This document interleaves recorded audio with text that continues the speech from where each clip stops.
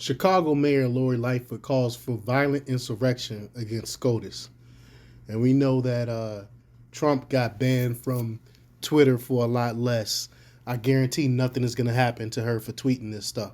But before we get started, go ahead and hit that like button. Share this out so we can get this information out there. Subscribe if you're not already a subscriber. Hit that alarm bell so you know when I'm putting out new stuff. Also, check out my link tree in the description. It has a link to my Patreon where I talk about things I can't talk about here. There's also a link to my merch store where I have Let's Go Brandon t-shirts, I Will Not Comply t-shirts.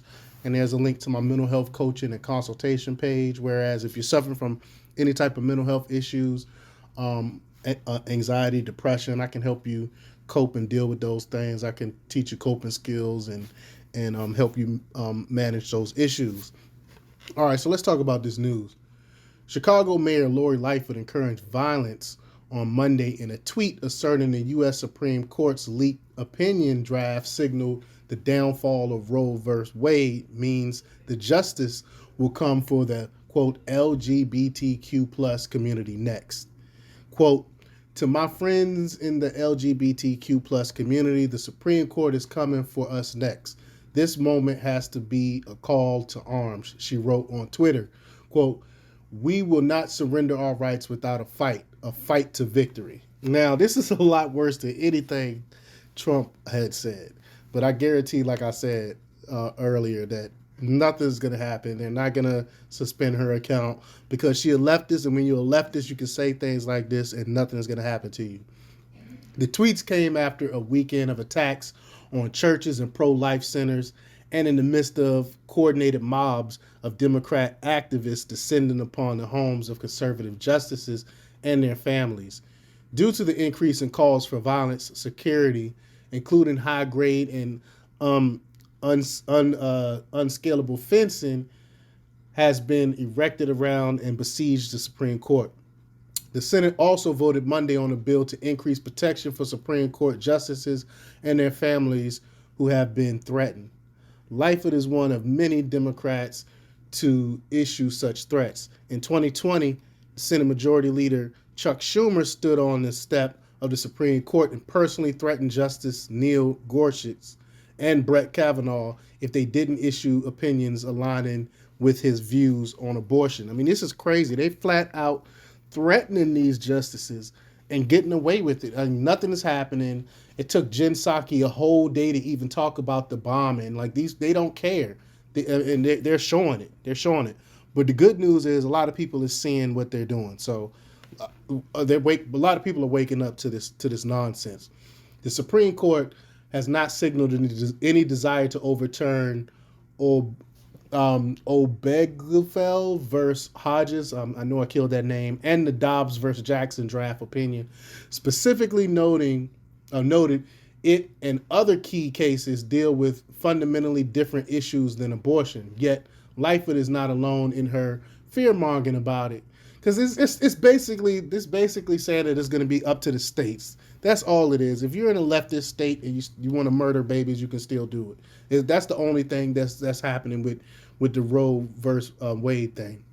But since the Dobbs draft opinion was leaked, Lightfoot's Democrat allies who feel threatened by probable end of Roe, such as Representative Alexandria Ocasio-Cortez, the ladies on The View, and the corporate media have not only lied about the court's intentions, but have also called for action against the justices, the physical Supreme Court, and the American political system as a whole. I mean, these leftists are nuts. Even President Joe Biden hinted that the Supreme Court's Dobbs decision could threaten, quote, a whole range of rights. These people are either they're stupid and don't know, or they're being outright deceitful on purpose. In addition to spreading blatant disinformation with the goal of undermining SCOTUS, Lightfoot also explicitly called for political violence against U.S. institutions, something she previously denounced. Lightfoot was one of the many Democrats who blamed former President Donald Trump for the riot at the U.S. Capitol on January 6, 2022, and claimed he, quote, incited this violence with his words. So what about the words you're making, Lori? Quote, I am in disbelief with what is unfolding in D.C. right now, Lightfoot tweeted at the time. President Trump and his enablers incited this violence. Shame on every elected official in Congress and elsewhere who fomented this anti-democratic insurrection by extremists. This is not democracy. This is a disgrace. But we're not a democracy. America, the United States, is not a democracy in the first place.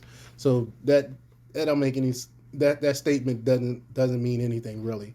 The Twitter banned Trump for language it claimed posed a, quote, risk of further incitement of violence, but Lightfoot's Supreme Court tweet that explicitly demands a, quote, call to arms and a, quote, fight remains untouched by the big tech censors. Democrats in Congress also tried to impeach Trump for telling his supporters to fight like hell. But so far, Lightfoot's incendiary tweets remains uncondemned by her own party. And they're not going to condemn it. Matter of fact, they want this. They want more rhetoric like this. They want to destabilize this country. So I think we're going to see a lot more protesting, maybe some riots, and I wouldn't be surprised if they do something to the Supreme Court justices' houses. But let me know what you think. Leave your comments down below. Like, share, and subscribe, and check out themarkrepublics.com for the latest in news. Until next time, peace.